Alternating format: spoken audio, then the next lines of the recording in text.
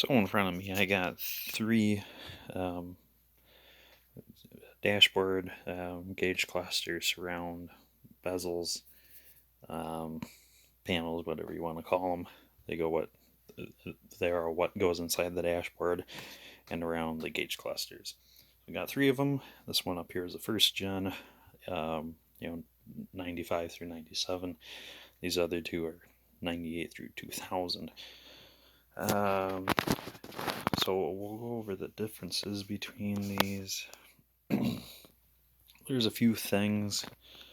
Right away you can see that they're shaped a little differently on the first gen. They've recessed this. You can see that they even have a contour line deep inside there. Whereas all these second gens, you can see that they sit out a ways. They're more or less flush with this top ridge. But when we put all of them on their sides like this, they all more or less have the same line on the back, so they can interchange without issue. And I didn't line them up worth a darn, but they are the same dimensions.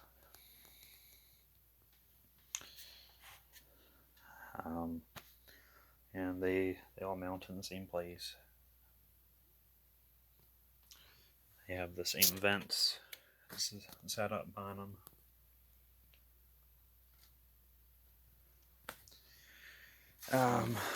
But most of the differences are on the pretty side, the side of instrumentation. So you'll see that these vents are a little different. On the second gen, these guys are individual units that rotate. All these, they're more or less fixed, but you can move them up and down, left and right, and then you can block off the ventilation from behind. These are kind of similar. Got a knob here for left and right, which you can't see working, but it does work. And then back here still it closes shutters in the way back, of course, too. And the same on the other side. They just take it and mirror it, and then the one knob shutters the entire the whole pair. Not too many other differences. You can see that the catch tray is the same. I call it the coin tray, coin pouch, whatever you want to call it. It's a good place to put your key when it's not in the ignition.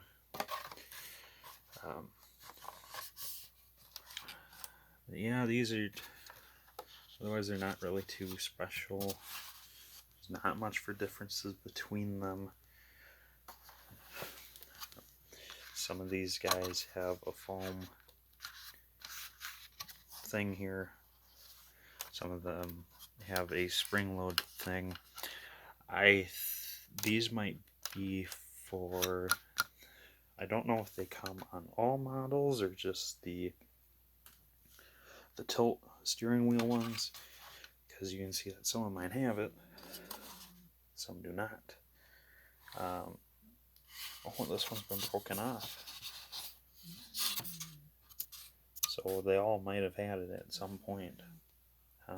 This one had the hinge set up like that, and some do not. We'll go back up to the front. Here's where it gets kind of complicated. Another somewhat obvious difference is where they house all the electronic components. You see, this one has an oval clock, this one has an oval security light, and then the first gen, everything on it is more or less a modular rectangle kind of deal. So underneath the round cap there, and then that one there, are some bolt holes, I think. Not on the far one, but that one does. So popping that corner off gets to a bolt hole, and then you can see this obviously has a rectangle rear defroster. It's got a blank plate. I'm not sure if they're all like that or not. Maybe other option cars have something else there, or maybe they move it around some. I have no idea. And then The clock is usually far to the right. Down here, I believe that's just the light that shows your headlights are on or your fog lights are on, one of the two. And then another blinking plate. I'm not sure what its purpose is, but you can see that there is a devoted section behind it for some sort of electronic component. On these guys, they got an oval port on the left. That's for your rear defrost, and then they move the light indicator onto the switch. But otherwise, they're more or less the same. But what I meant when things get complicated are what you plug into the back of these electronic pieces. So this is the second gen clock. Well, it's almost the same as the first gen clock. Still has a push-in rubber light bulb outlet thing, just like that one. But the connector over here is entirely different on that.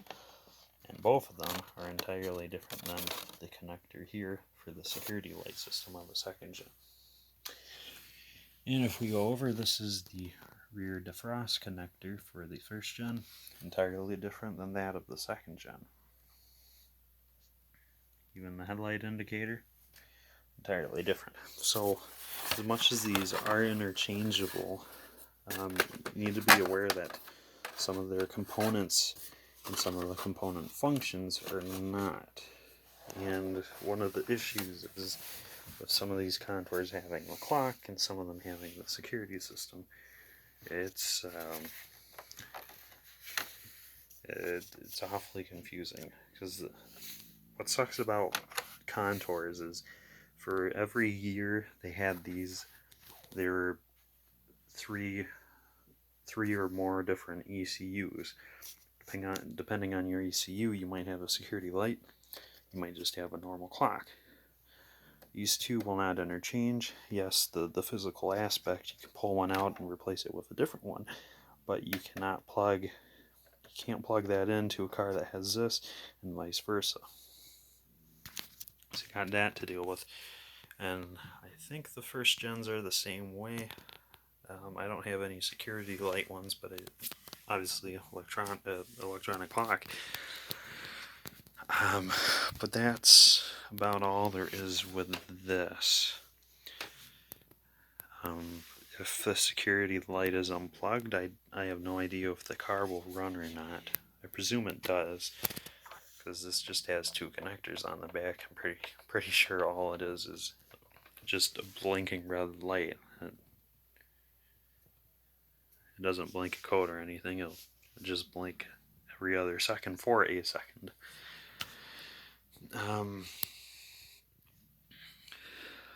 But yeah, that's all there is to it. The Mystique gauge bezels, I don't think they're interchangeable with these guys at all. Might be wrong. I believe the Mystique bezel ends right here, so then this vent is part of the dashboard. That's the deal with the first gen Mystiques anyways, is they put most of the vents on the padded dash itself. But come 98, I think Mystique changed out their gauge cluster surround bezel for something more universal. I might be wrong. I've never had a second gen Mystique to tell you, but I've had a first, and I can tell you that that's different. But we'll leave it at that for now.